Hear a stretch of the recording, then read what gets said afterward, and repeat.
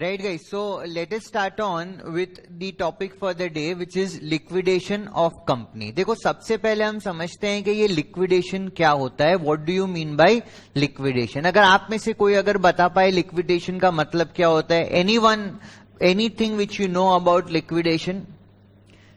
Right. किसी business को बंद करना उसको हम लोग बोलते हैं लिक्विडेशन. तो यहां पे जो हम बात कर रहे हैं ना, we are talking about liquidation of a company. मतलब यहां पे इसका क्या मीनिंग हुआ, that business of a company coming to an end is known as liquidation of a company.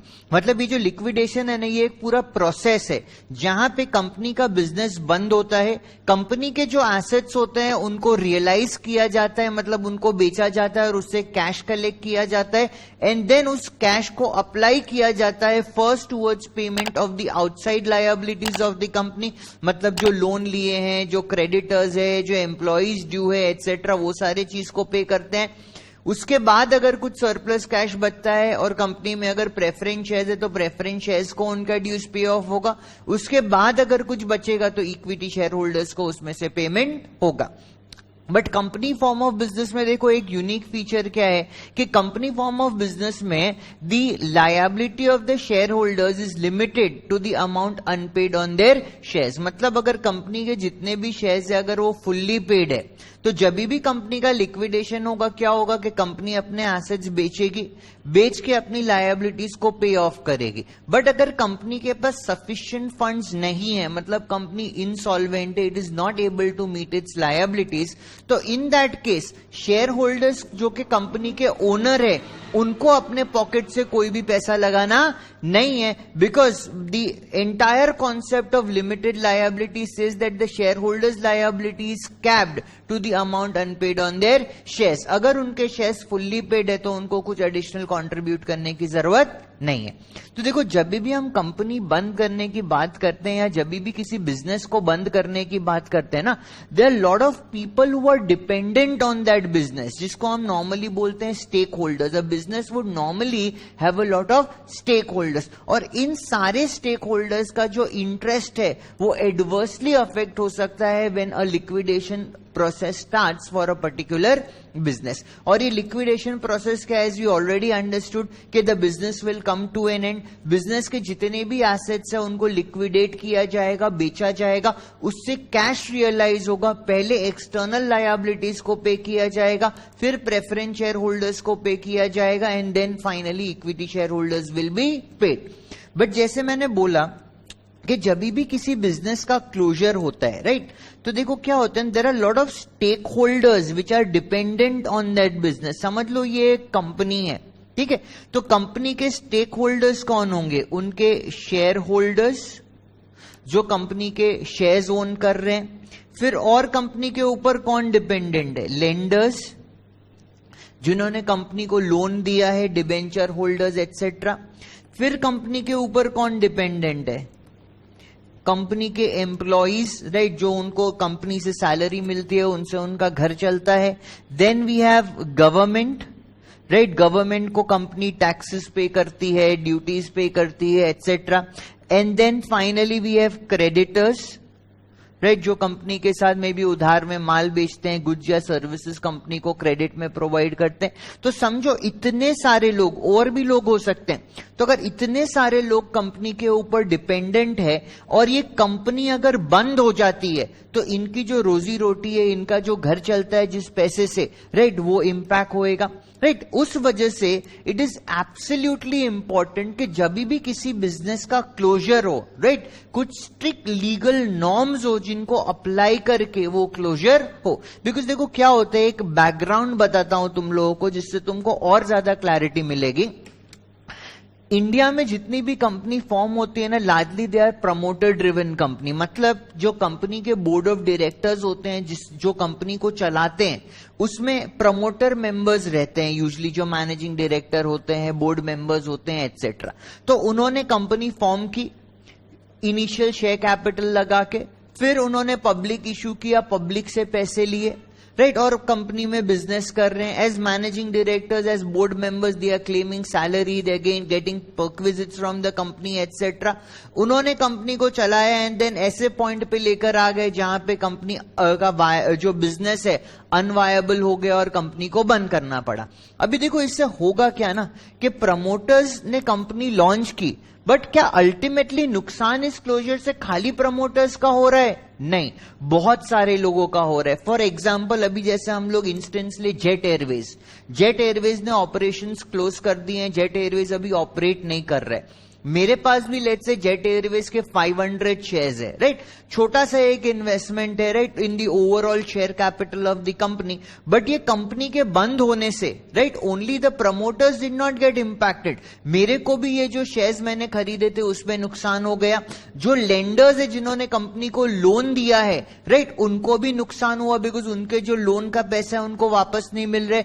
आपने टीवी में देखा होगा इतने सारे एम्प्लॉइज जेट एयरवेज के, राइट, जिनको सैलरीज नहीं मिली है and they are in a great trouble. Government के ड्यूज बाकी होंगे, टैक्सेस एटसेट्रा के, उनके जो क्रेडिटर्स होंगे जो उनको गुड्स या सर्विसेज प्रोवाइड कर रहे होंगे उनका भी पैसा ड्यू होगा। तो जब भी एक बिजनेस क्लोज होता है ना, बहुत सारे लोग उससे एडवर्सली इंपैक्ट होते हैं। तो यहां पे एक स्ट्रिक्ट रेगुलेशन या स्ट्रिक्ट नॉर्म होना चाहिए, राइट, जिसको फॉलो करके ये लिक्विडेशन का प्रोसेस हो। ऐसा नहीं होना चाहिए कि प्रमोटर्स अपना घर भर ले, अपने आप को लेट्स से आबाद कर ले और बाकी लोगों को नुकसान करा दे। इस वजह से अगर हम देखें ना, तो जब भी एक कंपनी किसी फाइनेंशियल क्राइसिस में आती है, राइट, सबसे पहले ये कोशिश की जाती है कि उस कंपनी को रिवाइव किया जाए, राइट, और अगर रिवाइव ना हो सके तो लास्ट ऑप्शन होता है कि भाई उस बिजनेस को बंद कर दिया जाए। फॉर एग्जाम्पल, मे बी जब बचपन में आप स्कूल में थे, पढ़ाई लिखाई नहीं करते थे, राइट, होमवर्क नहीं करके जाते थे, टेस्ट में खराब मार्क्स आते थे, तो क्या इमीडिएटली जैसे ही आपने कुछ बदमाशी की, कुछ पढ़ाई नहीं की, आपको स्कूल से निकाल देते थे? नहीं, पहले आपको वार्निंग दी जाती थी कि बेटा सुधर जा, राइट, बेटा सुधर जा वरना तेरे लिए अच्छा नहीं होगा। फिर आपका पेरेंट्स कॉल होता था, राइट, फिर जाके अगर फिर भी नहीं समझते थे, बड़े ही मतलब ढीठ किस्म के लड़के हो तुम, राइट, तब जाके मे बी बात पहुंचती थी कि अब तुमको टीसी दे देंगे, स्कूल से निकाल देंगे। तो किसी भी चीज का इमीडिएट रेजोल्यूशन क्लोजर नहीं होता। तो यहां पे भी जब भी किसी कंपनी को फाइनेंशियल क्राइसिस आता है, सबसे पहले ट्राई किया जाता है कि भाई उसको वार्निंग दे, वो खुद समझे। हमने एक टॉपिक किया था जिसका नाम था इंटरनल रिकंस्ट्रक्शन, राइट, उसमें भी मैंने एग्जांपल दिया था कि भाई आप अपने बिजनेस पे कंसंट्रेट नहीं कर रहे थे, आपने बिजनेस की बैंड बजा दी थी, बट आपको रियलाइज हुआ नहीं अब हमें अच्छा करना है, तो आप कंपनी को रिवाइव करने चले। फिर और एक टॉपिक हमने ऑलरेडी किया हुआ है which is known as amalgamation. बहुत बार ये अमलगमेशन या टेक ओवर जिसको हम बोलते हैं कि भाई कंपनी की कंडीशन अच्छी नहीं है, राइट, उसी सेगमेंट में या किसी दूसरे सेगमेंट में भी कोई बड़ी कंपनी जो सोचती है कि इस कंपनी को एक्वायर करके मैं उसको रिवाइव कर सकता हूं, प्रॉफिटेबल कर सकता हूं, तो वो अमलगमेशन या टेक ओवर हो जाता है।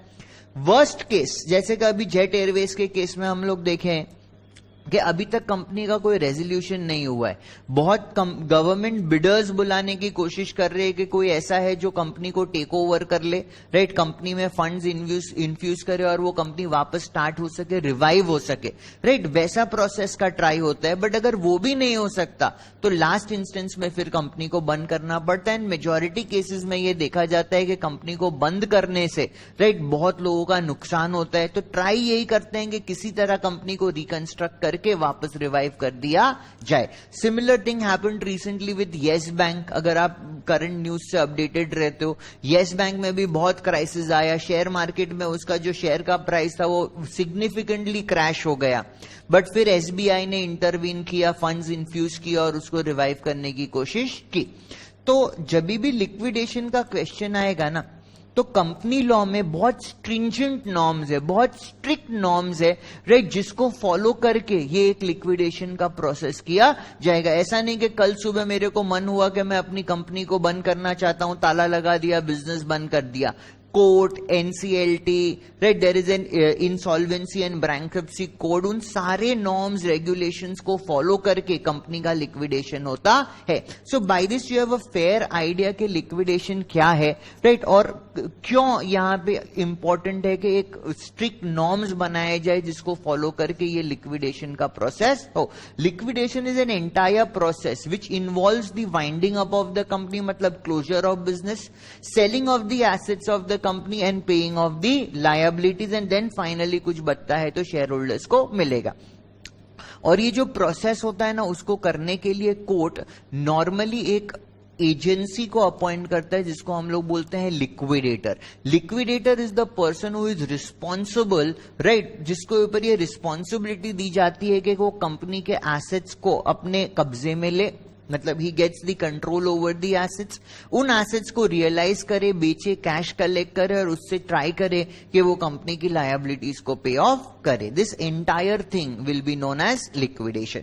अभी देखो यहां पे as per section 2 subsection 94A of companies act 2013, right, winding up means winding up under this act. This act का मतलब क्या? Companies act 2013 or liquidation under the insolvency and bankruptcy code 2016. तो देखो यहां पे सिंस इट वॉज फेल्ड के यार ये प्रमोटर्स है ना गेम करके चले जा रहे हैं, बिकॉज आपने देखा होगा विजय माल्या का केस, राइट, वहां पे भी क्या देखा जा रहा है कि भाई माल्या हैज फ्लेड एंड जो शेयर होल्डर्स है उनके पैसे डूब गए, एम्प्लॉइज को पैसे मिले नहीं, एंड देन जो लेंडर्स है अभी भी उनके पीछे पड़े हुए हैं, राइट, उनको लंदन से इंडिया लाने के लिए प्रोसेस चल रहा है. तो उसके लिए स्ट्रिक्ट नॉर्म्स बनाने के लिए स्पेसिफिक एक एक्ट बना दिया गया है, राइट, जो स्ट्रिंजेंटली इस लिक्विडेशन प्रोसेस के साथ डील करेगा. काफी सारे ऐसे सिनेरियोज होते हैं, जैसे अभी आप देखोगे ADAG group, Anil Dhirubhai Ambani group, उनके जो टेलीकॉम कंपनीज है एटसेट्रा है, वहां पे बहुत सारी डेट्स है, राइट, उनके पास पे करने के लिए पैसे नहीं है. तो ये सारे नॉर्म्स फॉलो करके उसमें काम किया जाएगा, because lot of interest is in stake. तो देखो मोड ऑफ वाइंडिंग अप, किस तरह से वाइंडिंग अप किया जाना चाहिए. जब कंपनी का वाइंडिंग अप हो रहा है बिकॉज ऑफ इनएबिलिटी टू पे इट्स डेट, भाई कंपनी के पास अब पैसे नहीं है, राइट, कि वो अपनी सारी लायबिलिटीज को चुका सके, तब हम फॉलो करेंगे इंसॉल्वेंसी एंड बैंकरप्सी कोड. ये आपको लॉ के अंदर, आपके सब्जेक्ट के अंदर कवर होगा. Grounds other than insolvency companies act के अंदर स्पेसिफाइड ग्राउंड्स है, तो उस केस में कंपनीज एक्ट फॉलो करके करेंगे.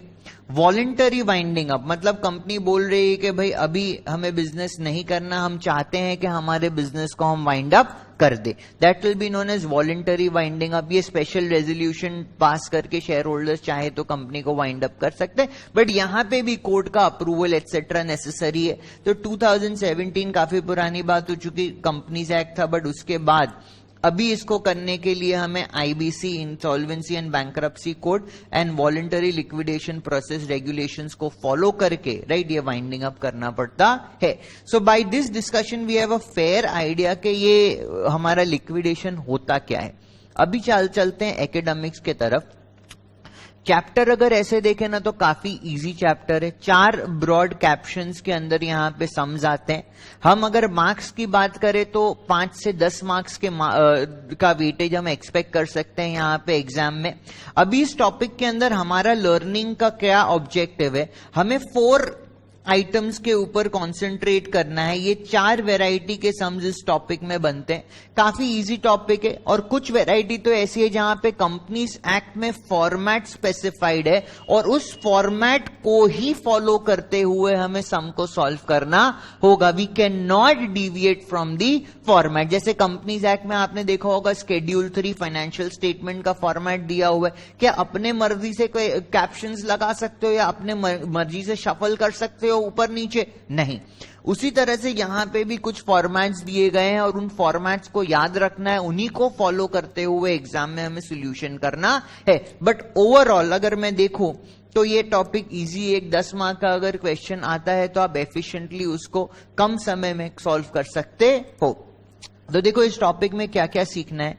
We will talk about the statement of affairs, we'll talk about liquidators final statement of account, we'll talk about payment to preferential creditors and we'll talk about contributions from list B contributories. ये 4 topic के बारे में हम बात करेंगे. हमारा sequence क्या रहेगा लर्निंग का?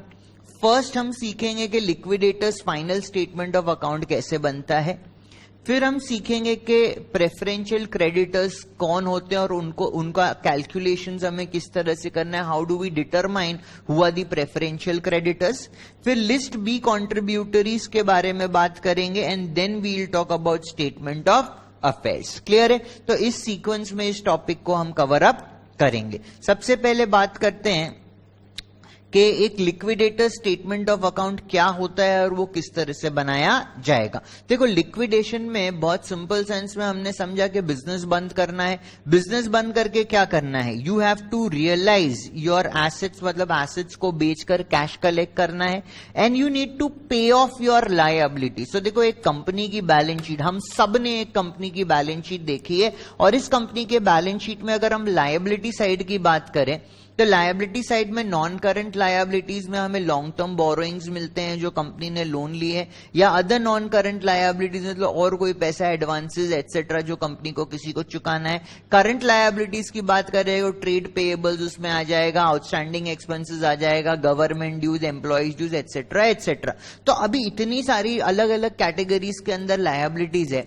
तो अगर कंपनी का समझो एसेट बिका और कुछ कैश रियलाइज हुआ तो वो बिकने से और कैश रियलाइज होने के बाद जो पैसा मेरे को मिला वो मैं पहले किसको दूं?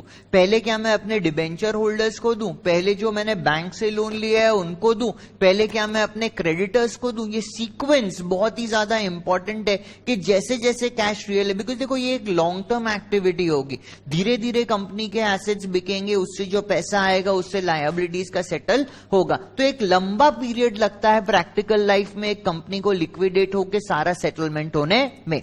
तो देखो हम सीक्वेंस ऑफ पेमेंट देखेंगे, बहुत ही इंपॉर्टेंट है और हमें ये याद रखना पड़ेगा कि किस सीक्वेंस में ये पेमेंट करना चाहिए.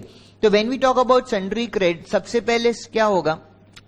सबसे पहले we have to pay the secured creditor. Secured creditor मतलब जो हम लोन्स लेते हैं, राइट, डिबेंचर्स दिया, लोन लिया, which is secured by pledging any assets of the company, right, जिसको हम मॉर्गेज डिबेंचर बोलते हैं या सिक्योर्ड डिबेंचर्स बोलते हैं. मतलब क्या हुआ कि समझो मैंने एक लोन लिया और लोन के अगेंस्ट कंपनी के लैंड एंड बिल्डिंग को, राइट, लेंडर के प्रति गिरवी रख दिया. इसको क्या बोलेंगे? Secured creditor, right. तो ये सिक्योर्ड क्रेडिटर के पास क्या है? सिक्योरिटी, कि अगर इनके पेमेंट के ऊपर कोई आंच आती है, इनका पेमेंट नहीं निकलता है, तो उस स्पेसिफिक एसेट को बेच के, राइट, वो अपना पैसा रिकवर कर सकते हैं. तो सबसे पहले पेमेंट किसका होना चाहिए? सिक्योर्ड क्रेडिटर्स का पेमेंट होना चाहिए. जो सिक्योरिटी उनके पास है, राइट, वो सिक्योरिटी को लिक्विडेट किया जाए, बेचा जाए और उससे जो पैसा आएगा, राइट, उससे उन सिक्योर्ड क्रेडिटर्स का पेमेंट होना चाहिए. इसमें एक एग्जांपल देखते हैं, ध्यान से इस एग्जांपल को सुनना. समझो कंपनी के सिक्योर्ड क्रेडिटर है 80,000 इन केस 1 एंड कंपनी का सिक्योर्ड क्रेडिटर है 1,30,000 इन केस 2. ये हम बात कर रहे हैं from the perspective of making the liquidators final statement of account. Security जो दी है, जो एसेट उनके पास हमने गिरवी रखा है, उसको बेच के 1 लाख रुपीस का रिकवरी हुआ. अभी देखो फर्स्ट केस की बात करते हैं. सिक्योर्ड क्रेडिटर कितना है? 80. उनका जो एसेट है बेच के रियलाइज कितना हुआ? 1 लाख. कोई प्रॉब्लम ही नहीं है यार, 1 लाख में से 80,000 उनको दे दो, बाकी 20,000 हम अप्लाई करेंगे to pay off the remaining liabilities of the company. तो 80,000 will be paid off to secured creditor and surplus 20,000 will be used by company for other payments. But second scenario में देखो सिक्योर्ड क्रेडिटर कितना है? 130 and जो asset realise हुआ है वो कितना है? 100. सो जो बैलेंस 30 का शॉर्टफॉल है, राइट, क्रेडिटर था 1,30,000 का, रियलाइज कितना हुआ एसेट बेच के? 1 लाख. तो ये जो 30,000 का क्रेडिटर बच गया ना, उस वो अनसिक्योर्ड कैटेगरी के अंदर आएगा, बिकॉज इस रिमेनिंग 30,000 के लिए कोई भी सिक्योरिटी अवेलेबल नहीं थी. जो सिक्योरिटी थी was lesser than the amount of due, वो बेच के हमने उनको पैसा दे दिया. बैलेंस फिर बाकी जितने अनसिक्योर्ड क्रेडिटर्स है उनके साथ ये जाके खड़े हो जाएंगे और उनको जिस समय और जिस तरह से पेमेंट होगा उस सीक्वेंस में इनको पेमेंट किया जाएगा. इसके बाद जैसे मैंने बोला कि भाई जो लीगल प्रोसेस होगा उसमें कोर्ट या एनसीएलटी एक लिक्विडेटर अपॉइंट करेगा, जो लिक्विडेटर जिसकी जिम्मेदारी होगी कि ये पूरा प्रोसेस को वो कंप्लीट करे, एसेट्स बेचे और लायबिलिटीज को सेटल करे। तो उसके बाद यार बेचारा लिक्विडेटर तो कंपनी का लिक्विडेशन करने आ रहा है ना, सबके तो पैसे मारने की कोशिश कर रहे हो कंपनी को बंद करके, उसके तो पैसे मत मारो ना भाई, राइट। इसलिए उसके बाद हमें पे करना है लिक्विडेटर का रेम्यूनरेशन, राइट। वो कुछ परसेंटेज लेता है on the basis of assets realisation. फिर लिक्विडेशन करने के जो एक्सपेंसेस लगेंगे उनको कुछ अग्रीमेंट्स बनेगी, कुछ ट्रैवलिंग एक्सपेंसेस एक्सेट्रा, जो भी खर्चा होगा लिक्विडेशन का उसका पे ऑफ करना है।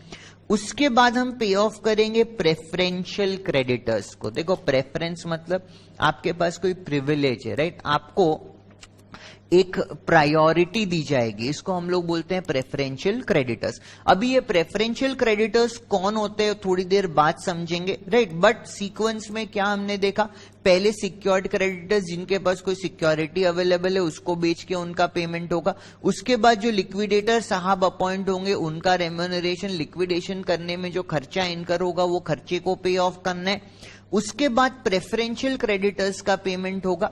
उसके बाद पेमेंट होगा debenture holders with floating charge. अभी डिफरेंस समझना भाई, यहां पे सिक्योर्ड क्रेडिटर्स में भी हमने डिबेंचर्स की बात की थी कि भाई कंपनी ने कोई डिबेंचर इश्यू किया है और डिबेंचर होल्डर्स को plant and machinery, land and building की सिक्योरिटी दी है। तो देखो उन तरह के डिबेंचर्स को हम लोग बोलेंगे सिक्योर्ड डिबेंचर, और उस एसेट्स बेचने से जो पैसा कलेक्ट होगा, राइट, उससे उन डिबेंचर्स का पेमेंट होगा। पर देखो डिबेंचर्स विल फ्लोटिंग चार्ज, देखो चार्ज दो तरह के होते हैं, एक फिक्स चार्ज, दूसरा floating charge, right. Fix charge मतलब क्या कि डिबेंचर्स इशू किए, बोला कि भाई कंपनी का जो प्लांट एंड मशीनरी है, लैंड एंड बिल्डिंग है, उसके ऊपर चार्ज है, राइट, तो वो बिकने से इनको पेमेंट होना चाहिए। फ्लोटिंग चार्ज का मतलब क्या हुआ, किसी स्पेसिफिक एसेट को गिरवी नहीं रखा है, ये जनरली कंपनी के जो करंट एसेट्स होते हैं ना उनके ऊपर चार्ज होता है, right, which keeps on changing. तो फ्लोटिंग चार्ज वाले जो डिबेंचर होल्डर्स होते हैं उनको प्रेफरेंशियल क्रेडिटर्स के बाद पेमेंट होगा। अभी ये इंपॉर्टेंट पॉइंट प्लीज यहां पे नोट कर लेना कि भाई वाइंडिंग अप के समय देखो दो चीज हो सकती है, एक कंपनी सॉल्वेंट है, मतलब कंपनी के पास इनफ एसेट्स है जिनको बेच के वो अपनी सारी लायबिलिटीज को आराम से पे कर देगी, तब हम क्या बोलेंगे, company is solvent. Second scenario ऐसा हो सकता है कि कंपनी इनसॉल्वेंट है, मतलब डेफिसिट है, कंपनी के एसेट बेच के जो पैसा रियलाइज होगा उससे सारी लायबिलिटीज पूरी तरह पे ऑफ नहीं होगी। तो अगर कंपनी सॉल्वेंट है, राइट, तो क्या करना है, we need to pay interest on debentures till the date of payment. Debenture holders को जिस दिन पेमेंट मिलेगा उस दिन तक का इंटरेस्ट पे करना होगा अगर कंपनी सॉल्वेंट है तो। पर अगर कंपनी इनसॉल्वेंट है, मतलब उसके पास ये कैपेसिटी नहीं है कि वो अपनी पूरी लायबिलिटीज को पे ऑफ कर पाएगी, तब डिबेंचर होल्डर्स को इंटरेस्ट मिलेगा till the date of winding up. For example date of winding up हमने पकड़ लेते हैं 31 March 21, right, this is the date of winding up. इनको पेमेंट होता है let's say on 1 October 21, right. तो देखो अगर कंपनी इनसॉल्वेंट है तो interest date of winding up तक ही पे करना है, भले ही पेमेंट आप कर रहे हो ऑन 1 अक्टूबर 21। बट अगर कंपनी सॉल्वेंट है तब आपको पेमेंट करना है on till the date of the payment which is 1 October 21। तो ये डिफरेंस याद रखना है सम में, राइट, देखने से पता चलेगा कि भाई कैश डेफिशिएंट है कि नहीं है। अगर कैश डेफिशिएंट नहीं है, सॉल्वेंट है कंपनी, तब आपको डेट ऑफ पेमेंट तक इंटरेस्ट कैलकुलेट करना है, और अगर कंपनी इनसॉल्वेंट है तो जिस दिन वाइंडिंग अप हुआ उस दिन तक का इंटरेस्ट कैलकुलेट होगा।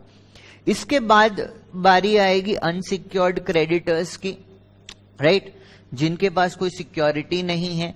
देन प्रेफरेंशियल शेयर होल्डर्स जो है, प्रेफरेंस शेयर होल्डर जो है उनको प्रेफरेंशियल नहीं होगा, प्रेफरेंस होगा, ठीक है। प्रेफरेंस शेयर होल्डर्स को उनको क्या पे करना है, उनका प्रेफरेंस डिविडेंड अगर अर्लियर है on cumulative preference shares, and अगर अगर क्या ये तो प्रेफरेंस शेयर कैपिटल तो उनको लौटाना ही है।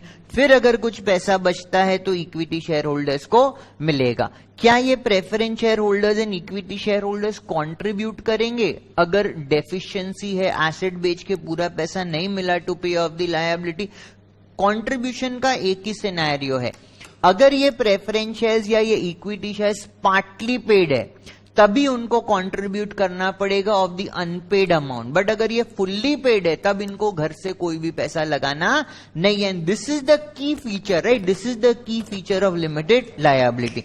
तो फटाफट अभी हम सब, राइट, फटाफट अभी हम सब रिवाइज करेंगे कि किस सीक्वेंस में पेमेंट होना चाहिए लायबिलिटीज का। सबसे पहले आप किसको पे करोगे? सिक्योर्ड क्रेडिटर्स को पे ऑफ करोगे, something like secured loan, debentures etcetera.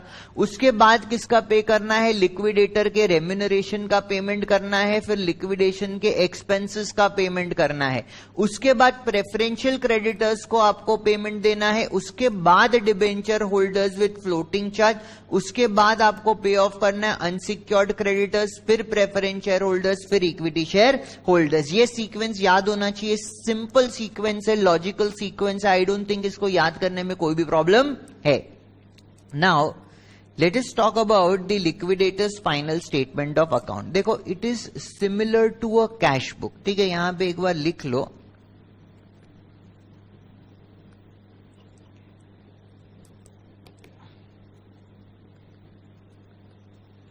Similar to cash book. देखो, कैश बुक में क्या होता है ना, कैश बुक में एक डेबिट साइड होता है और एक क्रेडिट साइड होता है।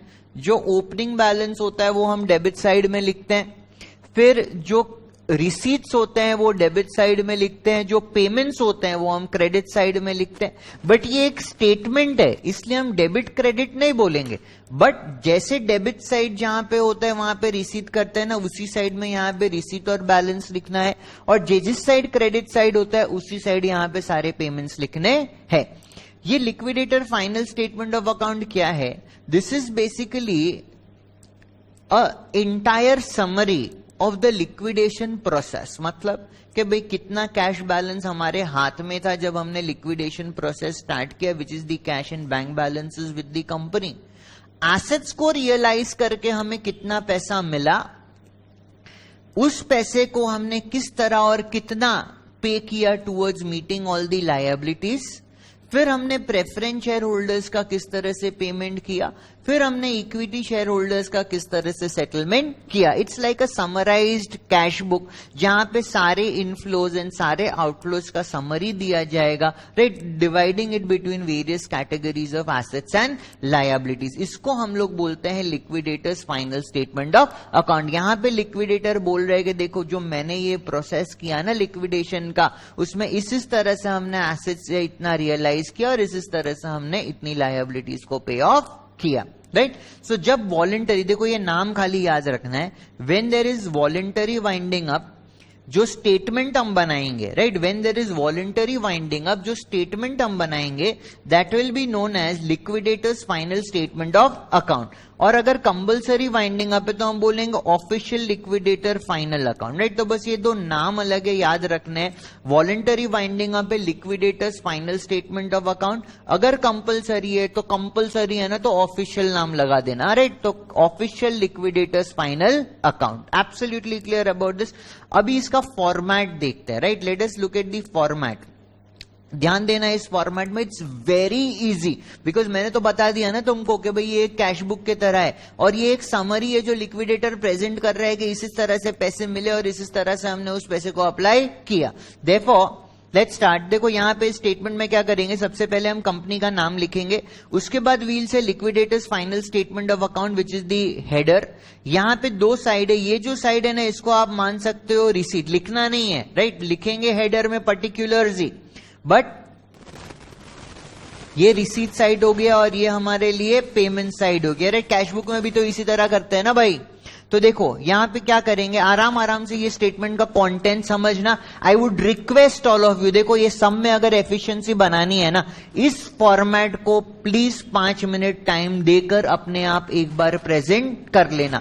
अभी लाइव क्लास में मैं आपको समय दूंगा 5 मिनट का, उसको प्लीज करना। और जो ये वीडियो में कर रहे हैं राइट, प्लीज वीडियो को पॉज करके एक बार ये फॉर्मेट को देख के अपने आप बना लो।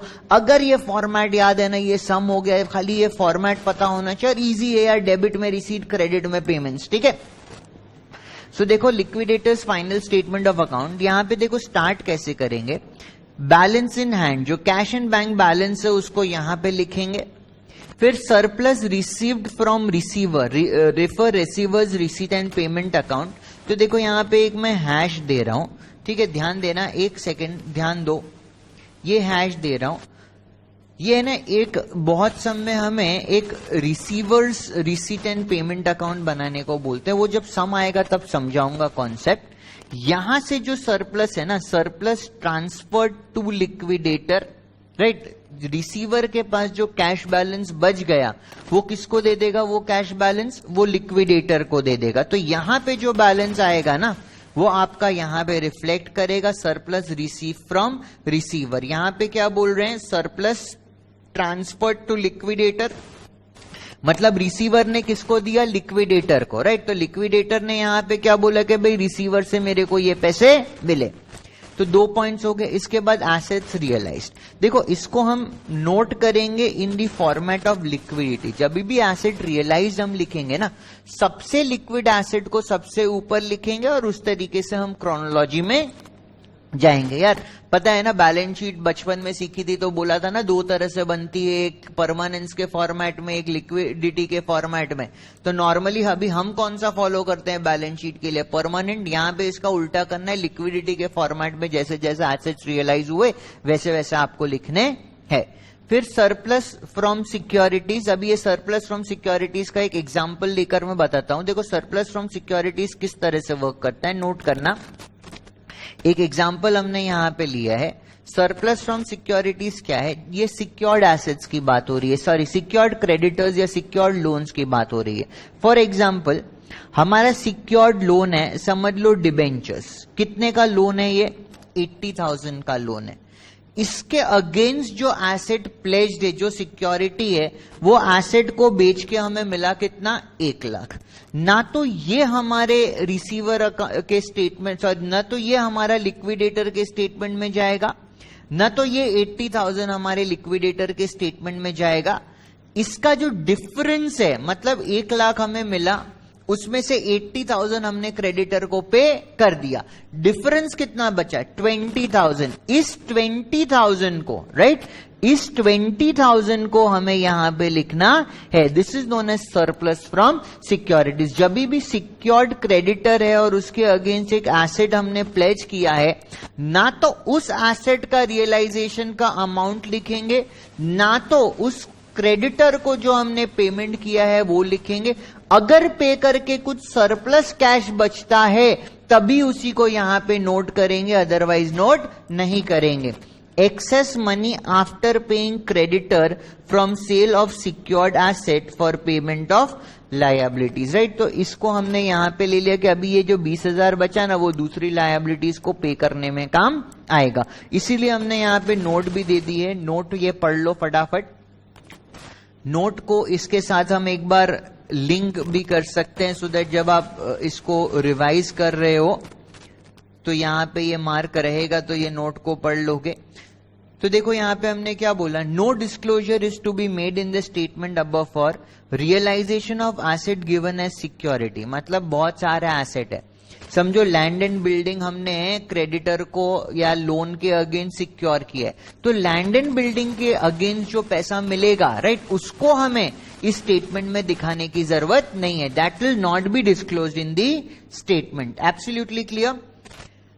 पेमेंट टू सिक्योर्ड क्रेडिटर, उस लोन को जो हम चुकाएंगे, जो पैसा देंगे, उसको भी दिखाने की जरूरत नहीं है। तो हमने क्या एग्जांपल लिया कि भाई एसेट रियलाइज किया 1 लाख, हमने ये लोन का पेमेंट किया 80,000। तो इसका जो डिफरेंस है ना, सरप्लस, ये सरप्लस ही हमारे स्टेटमेंट के अंदर जाएगा। Absolutely clear. न तो एसेट से जो मिला वो दिखाना है, न तो जो सिक्योर्ड क्रेडिटर को पे किया वो दिखाना है। अगर सरप्लस है तो वो सरप्लस दिखाना है, बिकॉज उसको हम यूज करेंगे to pay of other liabilities of the company. ठीक है, फिर इसके बाद यहां तक हो गया। फिर इसके बाद अदर साइड चलते हैं। पहले क्या पे करना है, लिक्विडेटर का रेम्यूनरेशन पे करना है, फिर लिक्विडेशन एक्सपेंसेस पे करने हैं, फिर प्रेफरेंशियल क्रेडिटर्स को पे करना है। अभी देखेंगे प्रेफरेंशियल क्रेडिटर्स कौन होते हैं। फिर डिबेंचर होल्डर्स को पे करना है। ये डिबेंचर होल्डर्स कौन है, फ्लोटिंग चार्ज, यहां पे प्लीज लिख ले फ्लोटिंग चार्ज, बिकॉज जो सिक्योर्ड है उसका तो काम हो गया ना, अगर कुछ सरप्लस बचेगा तो ही आएगा। ये डिबेंचर होल्डर्स कौन है, these are with floating charge. इनको हम क्या पे करेंगे, उनके डिबेंचर्स का जो फेस वैल्यू पोर्शन है वो पे करेंगे, और जो आउटस्टैंडिंग इंटरेस्ट है वो पे करेंगे। और आउटस्टैंडिंग इंटरेस्ट के लिए प्लीज याद रखना company insolvent, company insolvent, yes, date of winding up, company solvent till the date of payment to the debenture holders का इंटरेस्ट कैलकुलेट होगा। ग्रेट। फिर हम किसको पे करेंगे, अनसिक्योर्ड क्रेडिटर्स को पे करेंगे। उसके बाद किसको पे करना है, प्रेफरेंस शेयर होल्डर्स को, उनका जो प्रेफरेंस डिविडेंड बाकी है उसको पे करना है। फिर प्रेफरेंस शेयर कैपिटल का जो फेस वैल्यू पोर्शन है वो भी उनको पे ऑफ करना है। फाइनली अगर कुछ पैसा बचेगा तो हम इक्विटी शेयर होल्डर्स के बीच में ये पैसा डिस्ट्रीब्यूट करेंगे। और इस पर्टिकुलर सम में, इस नेचर के सम में बस ये एक ही पोर्शन है जिसके लिए हमें एक वर्क नोट बना के डिटरमाइन करना पड़ता है कि कितना पेमेंट होना चाहिए। और ये भी सिनेरियो तभी आता है जब कुछ इक्विटी शेयर्स फुल्ली पेड होते हैं और कुछ इक्विटी शेयर्स पार्टली पेड होते हैं, या मे बी दो तरह के शेयर्स है, 100 रुपए का फेस वैल्यू है शेयर का, किसी में 80 पेड अप है, किसी में 60 पेड अप है। बिकॉज बात समझो ना यार, जिसने 80 दिया है राइट, उसको भी आप सेम अमाउंट दोगे, और जिसने 60 दिया है क्या उसको भी सेम अमाउंट मिलना चाहिए? नहीं। अगर 80 जिसने दिया है तो उसको ज्यादा मिलना चाहिए, 60 जिसने दिया है उसको कंपैरेटिवली कम मिलना चाहिए, बिकॉज 20 रुपए का जो कॉल था उसका पैसा अभी उसने दिया नहीं है। 80 वाले के ज्यादा रिसोर्सेज कंपनी ने यूज किए हैं, 60 वाले के कम रिसोर्सेज कंपनी ने यूज किए। तो इसके बारे में हम बात करेंगे। अगर पार्टली पेड शेयर्स होगा राइट, तो उनको हो सकता है कुछ कंट्रीब्यूशन करना पड़े right, and then the final payment will be made. ये सिनेरियो हमें समझ में आएगा जब हम प्रैक्टिकल सम करेंगे किस तरह से ये वर्कआउट होगा। अभी इनके पेमेंट के लिए राइट, इनके पेमेंट के लिए ये पर्टिकुलर टेबल राइट, इनके पेमेंट के लिए ये पर्टिकुलर टेबल को हम रेफर करेंगे कि किस तरह से हमें ये कैलकुलेशन करना है।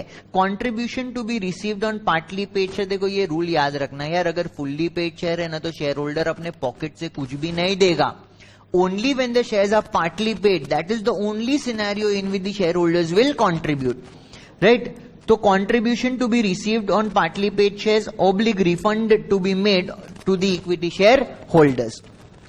हम क्या करेंगे ना, यहाँ पे total paid up share capital लिखेंगे, जो भी पेड अप शेयर कैपिटल का अमाउंट दिया है सम में भी दो वेराइटी के शेयर इक्विटी शेयर कैपिटल लेकर दोनों को ऐड कर लेंगे, less cash resources available for equity share holder. ये है ना आइदर और सिनेरियो, या तो अवेलेबल होगा या तो अवेलेबल नहीं होगा। अगर कैश रिसोर्स अवेलेबल है तो ये इक्विटी शेयर होल्डर्स को मिल जाएगा कैश रिसोर्सेज, और add contribution to be made on partly paid shares on deficit to the creditors, अगर क्रेडिटर के टूवर्ड्स डेफिसिट है, या बहुत बार अगर अनइक्वल कंट्रीब्यूशन है दो तरह के शेयर होल्डर का तो तब भी पेमेंट का सिनेरियो बनेगा।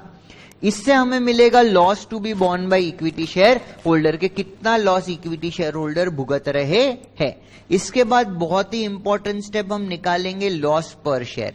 टोटल लॉस जो यहां पे निकला उसको डिवाइड करेंगे by number of equity share, तो हमें मिल जाएगा loss per share.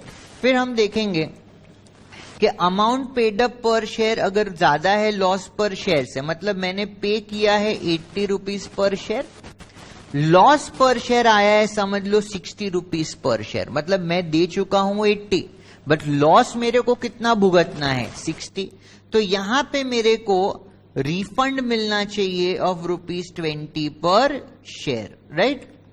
In other case समझो अमाउंट पेड पर शेयर है आपका 50, बट आपको लॉस भुगतना है 60। आपने अपने शेयर पे अभी तक पेमेंट कितना किया है? 50 पर शेयर का पेमेंट किया है, but as per calculation loss per share कितना आया? 60। तो 60 माइनस 50 आपको 10 रुपए पर शेयर कंट्रीब्यूट करने पड़ेंगे टुवर्ड्स दी कंपनी। ये भी कैलकुलेशन में अभी ज्यादा दिमाग लगाने की जरूरत नहीं है, जब प्रैक्टिकल सम पे जाएंगे ना ये हमें समझ में आ जाएगा। मैंने यहाँ पे क्यों दिखाया है? बिकॉज एक बार हम प्रैक्टिकल सम कर लेंगे ना तो ये कंप्यूटेशन तो हमें समझ में आ ही गया है। तो एक बार कंप्यूटेशन समझ में आ गया तो रिवीजन करना है, तब जाके अगर इस टेबल को हमने देखा ना तो यादें ताजा हो जाएगी कि यार इस तरह से हो रहा था, ये टेबल देखा, देखते ही समझ में आ गया कि किस तरह से इसका वर्किंग होगा, इसलिए ये टेबल को मैंने दिया है। अगर आपकी अंडरस्टैंडिंग इसमें अभी 60% या 50% भी बन रही है अगर इस टेबल की, कोई प्रॉब्लम नहीं है। प्रैक्टिकल सम्स में हर सम में ये टेबल बनेगा, वो समझ में आ जाएगा, उसके बाद इसको आप कोरिलेट आराम से कर पाओगे। अभी एक बार वापस ये liquidators final statement of account का फॉर्मेट देख लेंगे। भाई एकदम समराइज कैश बुक के तरह है, जो भी कैश बैंक का ओपनिंग बैलेंस है वो लिखना है, सरप्लस अगर रिसीवर से कुछ मिला है वो लिखना है, एसेट्स जो लिक्विडेटर ने रियलाइज किए उसको उनके लिक्विडिटी के फॉर्मेट में लिखने हैं। अगर किसी सिक्योर्ड क्रेडिटर को पे करने के बाद भी कुछ पैसा बच गया है तो वो सरप्लस आ जाएगा यहां पे, उससे हम हमारे सीक्वेंस के हिसाब से पे करेंगे। देखो कोई बोलेगा सर आपने तो बोला था कि सबसे पहले सिक्योर्ड क्रेडिटर को पे करते हैं, तो सर यहाँ पे सिक्योर्ड क्रेडिटर का पेमेंट क्यों नहीं दिख रहा? बेटा अभी तो बोला कि ना तो सिक्योर्ड क्रेडिटर को जो पेमेंट किया वो दिखाएंगे, ना तो उस एसेट्स को बेच के जो पैसा मिला वो दिखाएंगे। अगर जो पैसा मिला और जो पेमेंट किया उसमें डिफरेंस है, सरप्लस बच रहा है, तो ही वो सरप्लस फ्रॉम सिक्योरिटीज आएगा। सिक्योर्ड क्रेडिटर का पेमेंट और सिक्योर्ड एसेट का सेल इस स्टेटमेंट के अंदर रिफ्लेक्ट नहीं करता है। तो भाई कहां से स्टार्ट करना है? फिर सेकेंड आइटम से ही स्टार्ट करना है। सर समझ गए हम सर। तो लिक्विडेटर्स रेम्यूनरेशन सबसे पहले आएगा, उसके बाद लिक्विडेटर के एक्सपेंस, फिर प्रेफरेंशियल क्रेडिटर को पे करेंगे, फिर debenture holder with floating charge को, बिकॉज सिक्योर्ड का तो फैसला पहले ही हो चुका है, उनको क्या मिलेगा? उनके डिबेंचर का फेस वैल्यू, और अगर उनका कुछ इंटरेस्ट बाकी है तो इंटरेस्ट मिलेगा। इंटरेस्ट सर कब तक का देंगे? भाई कंपनी इंसॉल्वेंट है, बच्चे की जान मत लो, वाइंडिंग अप तक का इंटरेस्ट मिलेगा। बट अगर कंपनी सॉल्वेंट है तो जिस दिन डिबेंचर होल्डर्स को पेमेंट हो रहा है उस दिन तक का इंटरेस्ट मिलेगा। फिर अनसिक्योर्ड क्रेडिटर्स को पे करेंगे, फिर प्रेफरेंस शेयर होल्डर्स को उनका प्रेफरेंस शेयर कैपिटल का पोर्शन और अरियर डिविडेंड का पोर्शन, फिर इक्विटी शेयर होल्डर का कंप्यूटेशन होगा कि इक्विटी शेयर होल्डर को कितना पैसा मिलना चाहिए, या पार्टली पेड शेयर है तो उनको क्या कितना कंट्रीब्यूट करना चाहिए। क्लियर है? तो ये सारा हमने समझ लिया। अभी बात करेंगे receivers receipt and payment account. देखो ये सिनेरियो कब आएगा, ध्यान से समझना। इसको देखेंगे, इसके बाद प्रेफरेंशियल क्रेडिटर का एक हेड्स अप दूंगा, बिकॉज प्रेफरेंशियल क्रेडिटर का है ना एक सेपरेट पोर्शन भी है, तो वापस भी देखेंगे। बट इस सम को करने के पहले हमें एक जनरल आइडिया होना चाहिए कि प्रेफरेंशियल क्रेडिटर्स क्या होते हैं, कि अगर कुछ सिनेरियो आया तो उसको हम आराम से डील कर पाए। देखो क्या होता है ना, बहुत बार हमारे जो डिबेंचर होल्डर्स होते हैं, राइट, वो डिबेंचर होल्डर्स में भी कंपनी को बोलेंगे कि देखो भाई हमारे पास तो असेट की सिक्योरिटी है, आप अगर प्रोसेस में देरी कर रहे हो, राइट, हम इतने देर रुक नहीं सकते, हम अपने लिए एक लिक्विडेटर अपॉइंट करते हैं, मतलब रिसीवर एक तरह का लिक्विडेटर ही है, राइट। तो डिबेंचर होल्डर क्या करेंगे? अपने खुद का सेटलमेंट कराने के लिए, ध्यान दो, डिबेंचर होल्डर क्या करेंगे? अपने खुद का सेटलमेंट करने के लिए एक रिसीवर अपॉइंट करेगा। वो रिसीवर क्या करेगा? कंपनी के जो भी एसेट्स वो बेच पाएगा, which is sufficient enough to pay off the debenture holders और सिक्योर्ड लोन्स एटसेट्रा, उतने एसेट्स अपने कब्जे में लेगा, उनको बेचेगा, उनको बेच के जो पैसा मिलेगा उससे डिबेंचर होल्डर्स तक को चुकाएगा। फिर जो पैसा उसके पास सरप्लस होगा वो लिक्विडेटर को बोल देगा, भाई ये तू पकड़ ले, भाई मेरा तो डिबेंचर का सेटलमेंट का काम था, वो सेटलमेंट का काम खत्म हो गया, अब बाकी जो सेटलमेंट करना है वो तुम करो। तो देखो क्या होगा, ये रिसीवर के पास कुछ एसेट्स आए, उन्होंने वो एसेट्स रियलाइज करे। देखो उनके पास दो तरह के एसेट्स आएंगे, ध्यान देना। एक सिक्योर्ड एसेट्स, जो सिक्योर्ड लोन्स है ना, उसके अगेंस्ट जो स्पेसिफिकली एसेट प्लेज्ड है वो आएंगे। दूसरा, अगर ये सफिशिएंट नहीं है तो कंपनी का और भी कोई एसेट होगा, उसको भी वो अपने कब्जे में लेगा, सो दैट उसके पास सफिशिएंट फंड्स क्रिएट हो to pay of the loans. तो ये सन्ड्री एसेट्स आ गया। ये बहुत ही इंपॉर्टेंट है समझना। Surplus receive from secured loan, sale proceed of secured asset. समझो सिक्योर्ड एसेट हमने बेचा 100 में, applied to discharge secured loan. समझो सिक्योर्ड लोन था 80 का, तो ये सरप्लस अभी भी 20 उसके पास बचा हुआ है। ऊपर जो किया था ना liquidators final statement of account में, सेम चीज यहां पे भी कर रहे हैं। तो सिक्योर्ड एसेट बेचा, उससे सिक्योर्ड लोन को हमने पे ऑफ किया, इतना सरप्लस बचा। दूसरे एसेट्स बेचे, उससे ये पैसा आया। सबसे पहले हमें पे करना है कॉस्ट ऑफ रिसीवर। वहां पे भी तो देखो नॉर्मली रिसीवर क्या होता है ना, ये डिबेंचर ट्रस्टीज का अगर किसी ने कॉन्सेप्ट समझा है तो उसके बेसिस पे ये आपसे मे बी जनरली रेम्यूनरेशन ना ले तो वो भी आएगा। अगर नहीं लेंगे तो cost of the receiver in doing this activity. फिर पे करना है प्रेफरेंशियल पेमेंट्स को या प्रेफरेंशियल क्रेडिटर्स को। सर प्रेफरेंशियल क्रेडिटर्स को तो हमने लिक्विडेटर्स फाइनल स्टेटमेंट में देखा था ना सर, इनको यहां पे क्यों लेकर आए? देखो भाई एक बात समझो, सीक्वेंस ऑफ पेमेंट में डिबेंचर्स विथ फ्लोटिंग चार्ज से पहले किसको पे करना है? प्रेफरेंशियल क्रेडिटर्स को। खूब मारेंगे पकड़ के तुमको, रिसीवर को खूब मारेंगे, बोलेंगे बेटा पहले तो पैसा मेरे को मिलना चाहिए, तुम debenture holders with floating charge को पैसा किस तरह से पहले दे दोगे? इसलिए ये रिसीवर सबसे पहले क्या करेगा ना, सिक्योर्ड एसेट को बेचेगा, उससे सिक्योर्ड लोन को पे ऑफ करेगा। फिर बाकी डिबेंचर्स को बेचने के लिए यहां पे कुछ एक्स्ट्रा बचा या और एसेट्स को बेचकर पैसे इकट्ठे करेगा, उससे अपने खर्चे बात करेगा। उसके बाद उसको पहले तो प्रेफरेंशियल पेमेंट्स करने पड़ेंगे।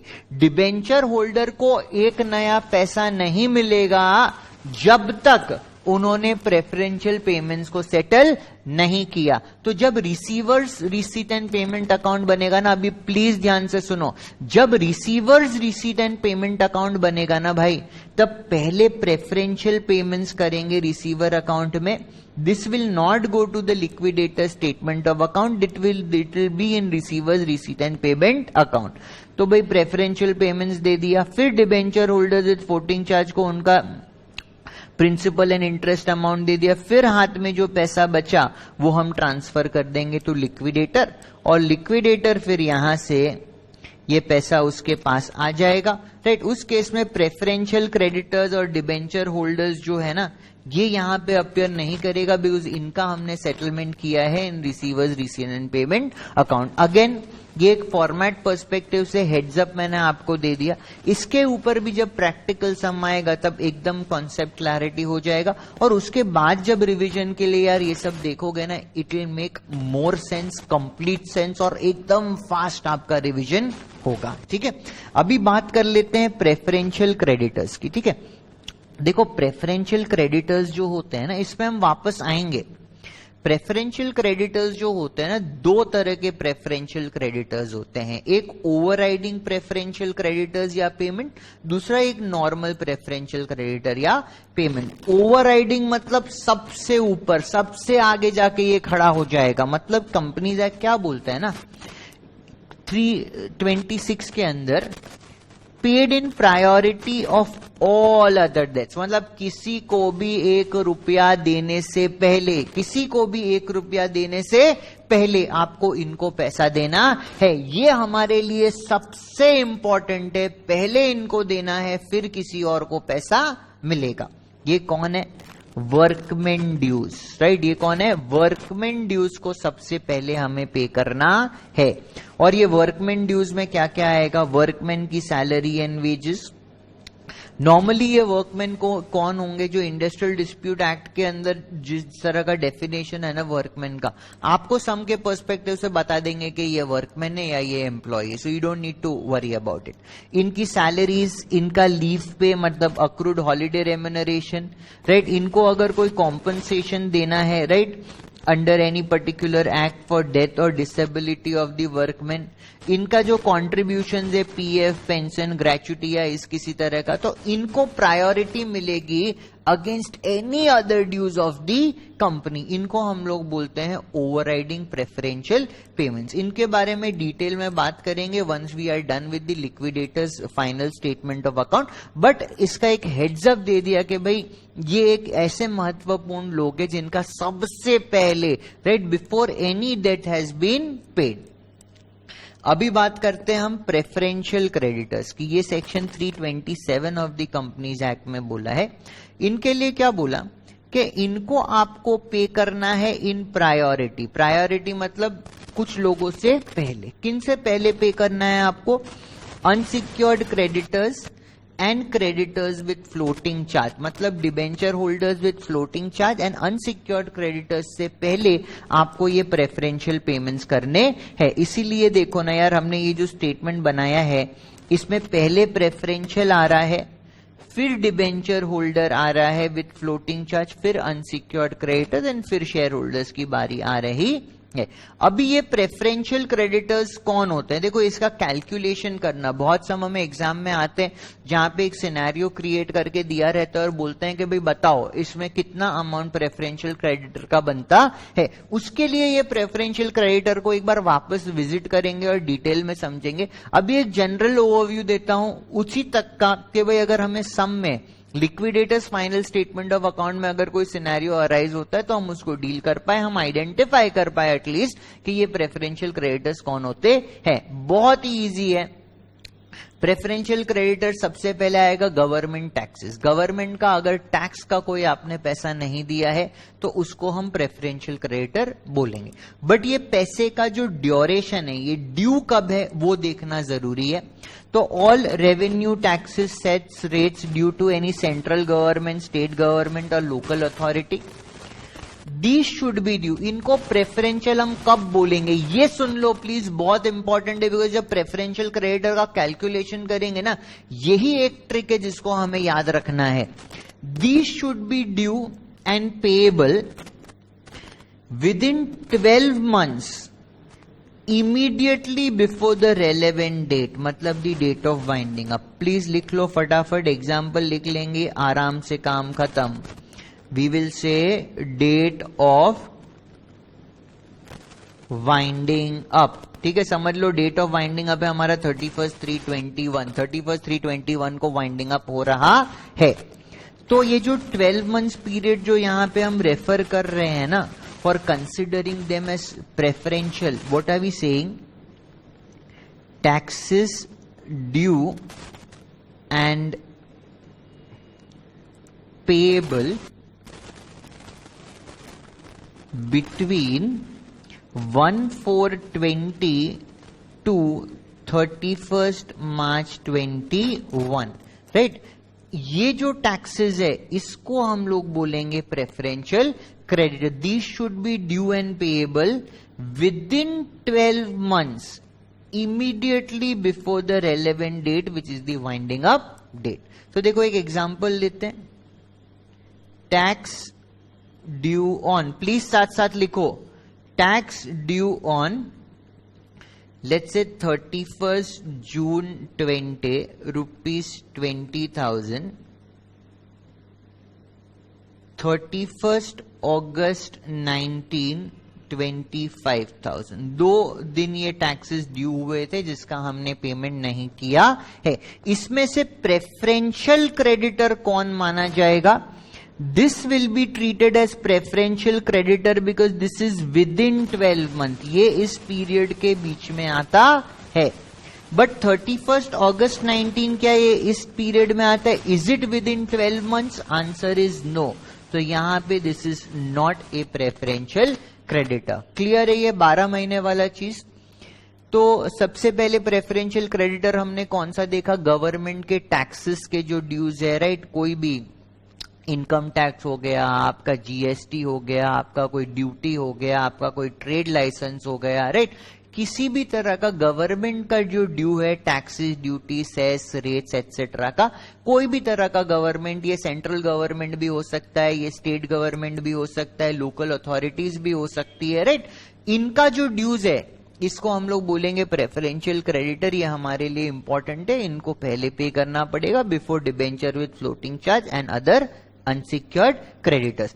बट ये ड्यू का क्या पीरियड है? 10 साल पुराना ड्यू भी प्रेफरेंशियल है? Answer is no. जिस दिन वाइंडिंग अप हुआ, ध्यान से सुनो, जिस दिन वाइंडिंग अप हुआ उससे 12 महीने पीछे तक का ही जो ड्यू है, इस पीरियड के बिटवीन का ही जो ड्यू है, उसको हम लोग बोलेंगे प्रेफरेंशियल क्रेडिटर। उससे पुराना अगर ड्यू है तो वो प्रेफरेंशियल की कैटेगरी में फॉल नहीं करेगा। सिमिलरली सैलरी एंड वेजेस, अगर आपने अपने एम्प्लॉय की सैलरी एंड वेजेस नहीं दी है, this will also become preferential creditors. All salary and wages, salary and wages monthly भी हो सकती है, टाइम वर्क हो सकती है, पीस वर्क हो सकती है, कॉस्टिंग में समझा है भाई तुम लोगों ने, कमीशन भी हो सकता है। बट देखो इसमें बहुत ही important threshold, due for a period not exceeding 4 months, right? ध्यान से, due for a period not exceeding 4 months within 12 months immediately before the relevant date। तो ये within 12 months वाला तो जो ऊपर का कॉन्सेप्ट है वो सेम कॉन्सेप्ट वर्क करेगा कि भाई 12 महीने के इमीडिएटली बिफोर तक की सैलरी को प्रेफरेंशियल मानेंगे, उससे पुरानी सैलरी अगर है तो उसको प्रेफरेंशियल नहीं मानेंगे। एंड समझो किसी एम्प्लॉय की 6 महीने की सैलरी पेंडिंग है, ध्यान दो, समझो किसी एम्प्लॉय की 6 महीने की सैलरी पेंडिंग है and the salary is let's say 10,000 per month, तो 6 months into 10,000 per month, total due कितना हो गया? 60,000। तो क्या ये 60,000 पूरा प्रेफरेंशियल क्रेडिटर है? Answer is no. 10,000 into 4 is the preferential creditor and then 10,000 into 2 will be treated as unsecured creditor। बाकी unsecured creditor के साथ उनका पेमेंट होगा, प्रेफरेंस में उनको पेमेंट नहीं होगा। तो यहां पे भी एक एग्जांपल कर लेते हैं। समझ लो हमारा डेट ऑफ वाइंडिंग अप है 31 March 21। Salary for Mr. A due for financial year 2021, मतलब which is 12 months before the date of winding up, 6 months at the rate 10,000 per month। Salary for Mr. B due for financial year 1920, 3 months at the rate let's say 5,000 per month। ठीक है, देखो सबसे पहले यहां पे ये समझेंगे कि ये जो मिस्टर ए है इसकी सैलरी 2021 की है, जो 12 months वाला जो सिस्टम है वो कौन सा पीरियड रहेगा? 1 April 20 से 31 March 21 का पीरियड रहेगा। तो ये तो 2021 फाइनेंशियल ईयर की है। तो यहां पे अगर हम प्रेफरेंशियल क्रेडिटर निकाले तो मिस्टर ए का कितना आएगा preferential creditor? 4 months into 10,000। Clear है? मतलब 40,000 will be treated as preferential creditor. Mister B is not preferential creditor, right? Why? Because इनका जो ड्यू है it is not within 12 months from the date of winding up. Absolutely clear. तो देखो 2 important areas हमने cover up कर लिए। सबसे पहले प्रेफरेंशियल क्रेडिटर किसको माना? गवर्नमेंट टैक्सेस को। All revenue taxes, cess, rate, सारा कुछ इसके अंदर आ जाएगा। क्या आजीवन का जो ड्यू है वो प्रेफरेंशियल माना जाएगा? Answer is no. जिस दिन वाइंडिंग अप हुआ उस दिन से 12 महीने तक पीछे का ही प्रेफरेंशियल होगा, बाकी प्रेफरेंशियल नहीं होगा। सेकंड प्रेफरेंशियल कौन सा आया? Salaries and wages. यहां पे भी क्या रूल है कि 4 महीने की ही सैलरी प्रेफरेंशियल है। आपकी 10 महीने की सैलरी देनी बाकी है, क्या 10 महीने की सैलरी को प्रेफरेंशियल मानेंगे? नहीं। Only 4 month salary will be treated as preferential and that too this salary should be due within 12 months from the date of winding up। फिर हॉलीडे रेम्यूनरेशन जो आपका लीव पे होता है, अगर वो पेमेंट नहीं हुआ है वो प्रेफरेंशियल क्रेडिटर है। ईएसआई का जो कंट्रीब्यूशन होता है, एम्प्लॉय स्टेट इंश्योरेंस का जो कंट्रीब्यूशन होता है, वो प्रेफरेंशियल क्रेडिटर है। इस पे भी 12 मंथ्स का क्राइटेरिया है कि जिस दिन वाइंडिंग अप हुआ है उससे 12 महीने पीछे तक का ही। Compensation under workman compensation act because of death and disability, यहाँ पे कोई भी लिमिट नहीं है। अगर वर्कमैन कॉम्पनसेशन एक्ट के अंदर किसी एम्प्लॉय को कॉम्पनसेशन मिलना है बिकॉज ऑफ डेथ और डिसेबिलिटी तो उसको वो पैसा मिलना चाहिए। इवन हॉलीडे रेम्यूनरेशन में कोई लिमिट नहीं है। पीएफ, पेंशन, ग्रेच्युटी ड्यूज जो है वो भी प्रेफरेंशियल क्रेडिटर है। एंड अगर कोई इन्वेस्टिगेशन सेंट्रल गवर्नमेंट करा रहा है into the affairs of the company, CG को लग रहा है कि कुछ गड़बड़ चल रहा है, कुछ गलत चल रहा है कंपनी के अंदर, तो वो इन्वेस्टिगेशन अगर करा रहा है इस सेक्शन के अंदर तो उसका जो खर्चा है वो भी प्रेफरेंशियल क्रेडिटर माना जाएगा। तो देखो एक बात समझो ना, नेट हमने इसमें क्या देखा, गवर्नमेंट के टैक्सेस, ड्यूटी, सेस एटसेट्रा को आप प्रेफरेंशियल मानोगे और ये किस पीरियड के होने चाहिए, 12 months immediately preceding the date of winding up तक के ही ये ड्यूज को लेंगे। बाकी सारा कुछ तो मेजरली यार, बाकी सारा कुछ तो मेजरली एम्प्लॉय रिलेटेड ड्यूज ही है ना। मतलब एम्प्लॉय की सैलरी एंड वेजेस, राइट, कितने महीने की सैलरी एंड वेजेस, 4 महीने की। प्लीज साथ में बोलो, कितने महीने की सैलरी एंड वेजेस, 4 महीने की। किस पीरियड की, again 12 months immediately preceding the date of winding up. जो इनका लीव पे है, राइट, अक्रूड लीव या हॉलीडे रेम्यूनरेशन बोलेंगे वो। ईएसआई कॉन्ट्रीब्यूशंस, बट इसमें 12 महीने की लिमिट है। PF, pension, gratuity etcetera, compensation जो किसी एम्प्लॉय को अवार्ड हुआ है under workman compensation act, right, for his death और डिसेबिलिटी, राइट, उसको हम लोग प्रेफरेंशियल क्रेडिटर मानेंगे। अगर सीजी ने कोई इन्वेस्टिगेशन ऑर्डर की है कंपनी के कामकाज के ऊपर अंडर 213 या 216, तो उसका जो खर्चा है उसको भी हम प्रेफरेंशियल क्रेडिटर मानेंगे। तो by this we are done with a good solid framework, right, to do the sums on liquidators final statement of account. ठीक है, एक 2 minutes quick recap। Liquidation of company मतलब क्या, लिक्विडेशन ऑफ कंपनी मतलब the business of the company coming to an end, selling the assets of the company to realise cash and paying of the liabilities of the company. What is the sequence in which the liabilities of the company will be paid. First the secured creditors will be paid, जो secured asset है उसको बेचेंगे, उससे जो पैसा आएगा उससे secured liability को पे कर देंगे। पूरी लायबिलिटी पे हो गई, बहुत अच्छा। कुछ पैसा बच गया तो उसको यूज कर लेंगे और किसी लायबिलिटी को पे करने में। अगर पूरी लायबिलिटी पे नहीं हुई तो जितना पोर्शन अनपेड रहा वो अनसिक्योर्ड क्रेडिटर की कैटेगरी में आ जाएगा। जब अनसिक्योर्ड क्रेडिटर को पेमेंट होगा तब उनको पैसे मिलेंगे। उसके बाद सेकंड हमें किसको पे करना है, हमने सिक्योर्ड को पे कर लिया। इसके बाद हमें लिक्विडेटर का रेम्यूनरेशन पे करना है, लिक्विडेशन के खर्चे पे करने हैं, फिर प्रेफरेंशियल क्रेडिटर को पे करना है। प्रेफरेंशियल क्रेडिटर अभी समझ लिया हमने। फिर debenture holders with floating charge, उसके बाद अनसिक्योर्ड क्रेडिटर्स को पे करेंगे।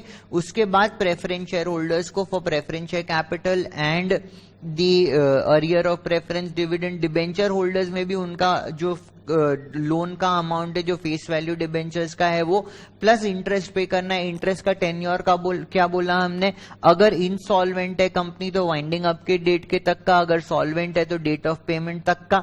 फिर फाइनली प्रेफरेंस शेयर होल्डर को अर्लियर ऑफ प्रेफरेंस डिविडेंड और उनका शेयर कैपिटल का पोर्शन, एंड फाइनली लास्ट में जाके इक्विटी शेयर होल्डर्स का हम सेटलमेंट करेंगे। फिर देखा रिसीवर का अकाउंट, रिसीवर में भी जनरली कौन अपॉइंट करेगा, डिबेंचर होल्डर। वो सिक्योर्ड एसेट को अपने कब्जे में लेगा, उससे सिक्योर्ड जो लोन है उसको पे ऑफ करेगा, और भी कोई एसेट्स रियलाइज करेगा, अपने कॉस्ट इनकर करे हैं उसको पे ऑफ करेगा। उसके बाद प्रेफरेंशियल क्रेडिटर को पे करेगा, फिर debenture holders with floating charge को पे करेगा। जो पैसा बचेगा वो लिक्विडेटर को दे देगा और जो प्रोसेस चल रहा है वो चलेगा, राइट। तो ये एक अच्छा सा रिकैप करने के बाद अभी हम चलेंगे टूवर्ड्स प्रैक्टिकल एक्सरसाइज। सबसे पहले हम सम्स करेंगे यहाँ पे, जैसे मैंने बोला 4 एरिया है, हमने 2 एरिया मोरलेस कवर यहाँ पे कर लिए, बोला था 1 करेंगे बट 2 कर लिए। Liquidator's final statement of account and payment to preferential creditor. कुछ 10 मिनट का प्रेफरेंशियल क्रेडिटर का डिस्कशन करेंगे once we are done with the liquidators final statement of account. तो चलो अभी प्रैक्टिकल एक्सरसाइज में चलते हैं towards liquidator's final statement of account.